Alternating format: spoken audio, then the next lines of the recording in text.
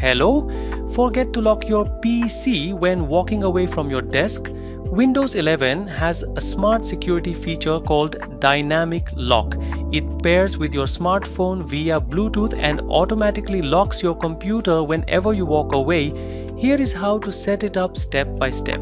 First, turn on Bluetooth on your smartphone and make sure it is paired with your PC. Next, open your Start menu and click on the Settings gear icon. On the left sidebar menu, click on Accounts. On the right side panel, scroll down and click on Sign In options.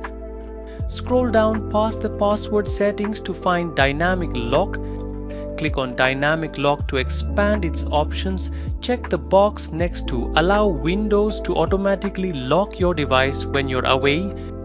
Windows will scan for your paired phone, and once connected, your PC will now lock itself automatically whenever you walk out of Bluetooth range. If this guide helped you, please like this video and subscribe to Tactim for more quick tech walkthroughs. See you in the next one.